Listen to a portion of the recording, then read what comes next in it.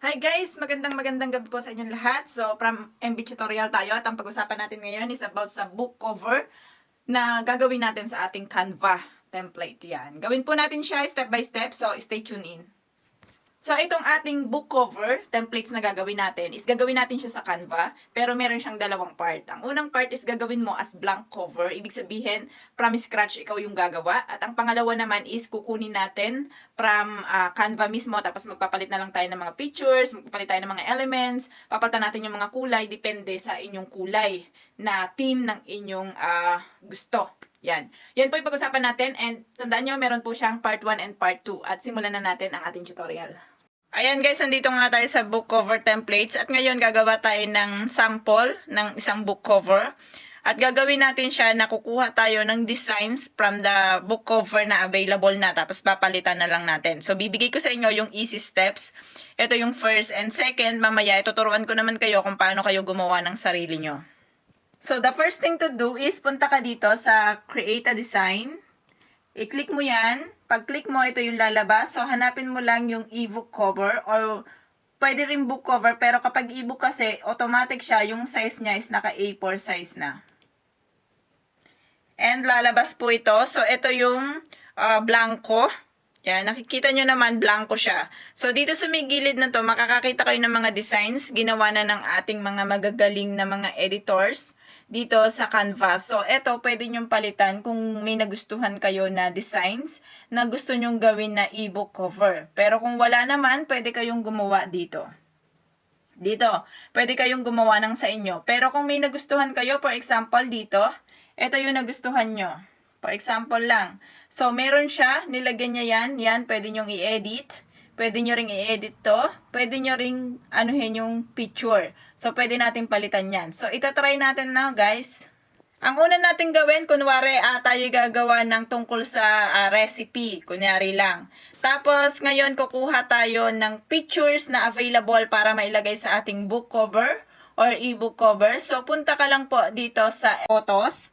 Ayan, dyan sa may baba, may photos. Pag-click mo ng photos, may lalabas na dyan. Yan, tapos lalabas to. Yan, makikita nyo, photos. Click photos. And then, i-type nyo dito sa taas. Dito po sa taas, i-type nyo kung ano yung hinahanap nyo na photo. So, ang hahanapin natin, dahil nga pagkain, is hanap tayo ng food. So, tinype ko lang yung food, tapos hanap ka ng food. Kunwari, healthy food. So, lalabas yan. So, guys, tandaan nyo kapag meron siyang anong ganito na parang crown, yan, ayan po ay may bayad. So, kung kayo ay naka-free lang, hindi nyo po yan ma-avail. Pero kung kayo ay may subscription, like 299 per month, is yan po ay makukuha nyo. For example, kuha tayo ng free. Example ito guys, free to. So, wala siyang crowns. Kung nakikita nyo, wala siyang ganitong crowns. So, free yan. Click lang natin. So, pupunta na po siya dito sa ating ginagawa. So, dahil nandiyan na siya sa ating ginagawa, ayan, nakikita nyo naman, nandito na po siya. Ayan, oh, gumagalaw na siya. So, ito muna ang una nyong i-click. I-click nyo to. I-click nyo siya dito para mag-highlights yung buo ng libro. Then, pagka-click nyo po dyan, click backspace. Yan. So, wala na po siya, no? Nabura na siya lahat. And then, kung yan na yung napili nyong background, pwede po natin siyang palakihan. So, gawa natin siya ng background mismo. So, it's up to you kung paano nyo siya i-design. Yan. Kunwari, ganito lang, no? So, yan guys, finited ko lang. Bahala na kayo kung paano nyo gagawin siya ng design. So, inano ko siya, isinize ko lang siya dun sa mismong size ng book cover na gagawin natin. And then, gusto mo tong palitan, lagyan mo ng pangalan na gusto mo or ng title na gusto mo. Para mapalitan mo ang ating healthy lifestyle, palitan natin siya. I-click mo lang yan. And then, double-click mo. And i-type mo kung ano yung gusto mong i-type. So, tinype na natin siya guys. Lagyan natin siya ng title na health tips. At ngayon, gusto natin palitan ng kulay. For example, gusto mong gawin siyang kulay black. So, i-highlights mo lang ulit siya. Gamit ang iyong mouse, highlights mo.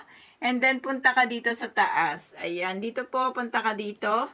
So, eto yung mga color na gusto mo para sa iyong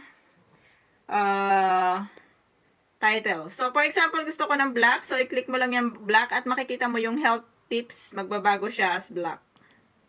So, nakita nyo po, nagbago siya as black. So, hanap ka ng fitted na kulay para dyan sa iyong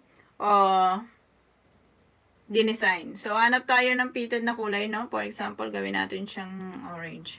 So, hindi siya masyadong kita. So, ang gagawin natin, dahil para gusto natin makita siya, lagyan natin ng background yung health tips. So, para malagyan natin siya ng backgrounds, punta ka dito sa effects. Pagpunta mo sa effects, sa pinakababa mo, yan, makikita mo yung background. So, i-click mo yan. Yan, meron na po siyang background. So, healthy tips. So, it's up to you kung paano mo siya i-design, ano. And, pwede mo po siyang palitan ng kulay, yung background na yan. So, punta ka lang dun sa effects. Yan, punta ka sa effects ulit. And then, punta ka sa background. Yung roundness, pwede mong baguhin. Kung nakikita nyo, nagbabago po yung roundness ng ating background. Pwede rin yung spread. Pwede rin siyang paliitin. Yan. Pwede rin po yung kanyang pagkakasulat is gawin mo siyang ganito.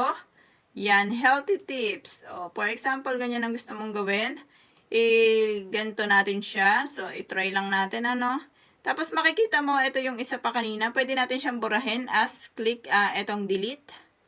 Yan. So, yan. Healthy tips. So, ikaw na ang bahala kung gusto mong paliitin pa ng ganyan. Ay, sorry. Yung background yung napaliit natin.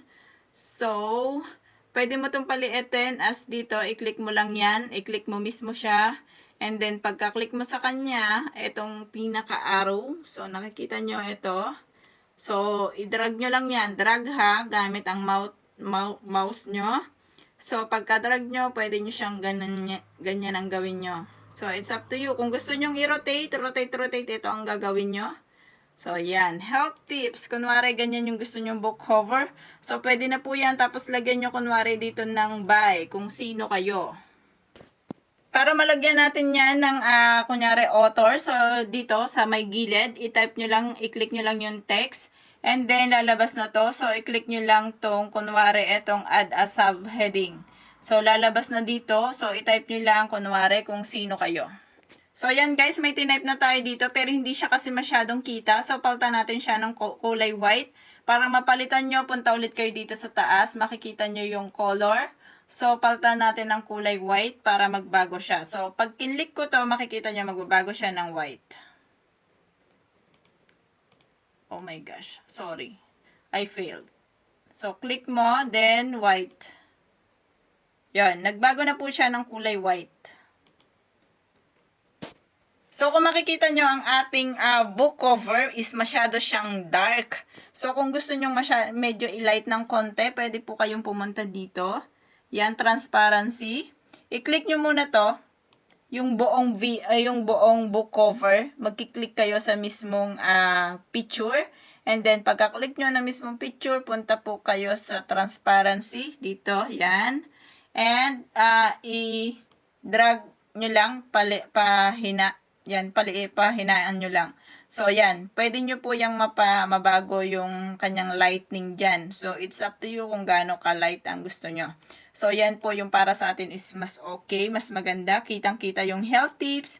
Kitang-kita rin yung inyong pangalan kung sino po kayo. And after nyan, kung satisfied na kayo sa mga ginawa nyo, pwede po kayo dito. I-click nyo lang yung share. Yan, and then click the download button. So, magda-download na po yan sa mismong inyong files sa inyong laptop or sa inyong computer. Yun lamang guys ang ating topic for today at sana po ay nagustuhan nyo. So, part 2 tayo kung paano gumawa ng sarili mo na ikaw mismo yung magta-trial ng sarili mo talaga na templates ikaw talaga as in. So, wait for part 2 guys para dito sa paggawa natin ng book cover.